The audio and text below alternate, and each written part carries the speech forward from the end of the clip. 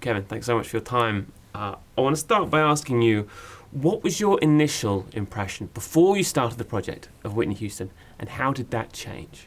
Well, it really changed an awful lot. I started off feeling that Whitney was I guess, somebody to be pitied more than admired. It felt like she had thrown away this enormous talent that she had, and that she, I think it's hard to have real sympathy for drug addicts. I find that quite hard, and she became such a terrible self-destructive addict that I found it difficult to feel for her. By the end of the process, I felt enormous compassion and empathy for her, and I loved the music. And I'd started off, liking some of it, and feeling more interested in her and her as a phenomenon than in her musically. But I started off in the end, the reverse of that. I felt like I really was attuned to her larger-than-life emotionalism.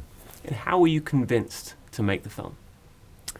Well, to begin with, I was quite skeptical about making this film, but two things happened. One, I read an article which was in the great magazine, The New Yorker, which was about how Whitney had changed forever the way that the national anthem, the Star Spangled Banner, was sung when she sang it in 1991 at the Super Bowl.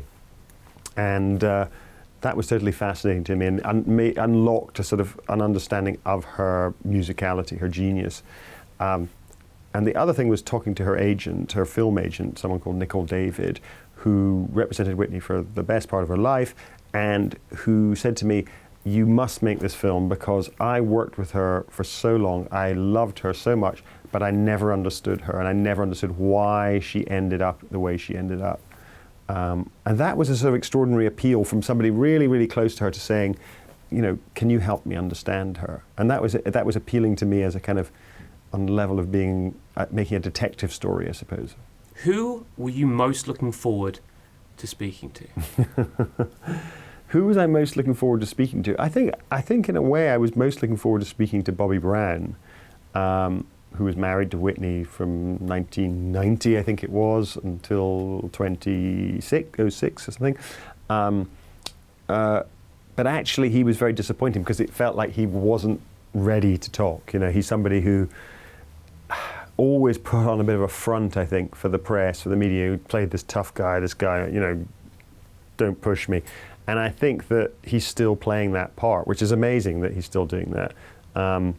And so although he was very nice off camera, when it came to be on camera, he was very definite about, I'm not answering that. That's, drugs have got nothing to do with Whitney's death, and nothing to do with her life as well, he said.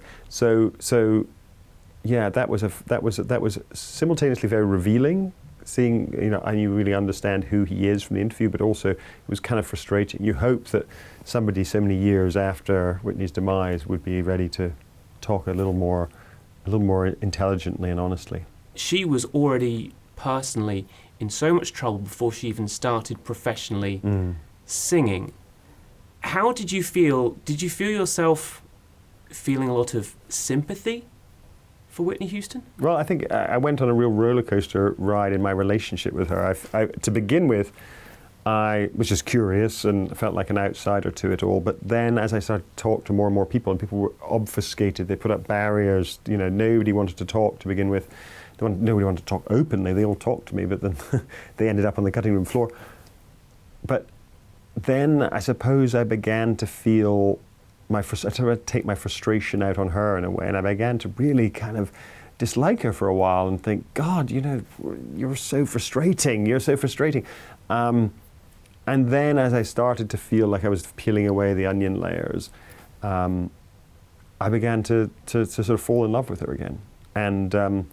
And that's sort of where I am now. Not only do I appreciate the music, but I do feel enormous compassion for her. And I think seeing the film, I think it's impossible not to feel like she had a really, really raw deal in life, and that she was an innocent, maybe slightly confused girl who never really was equipped for what life was going to throw at her.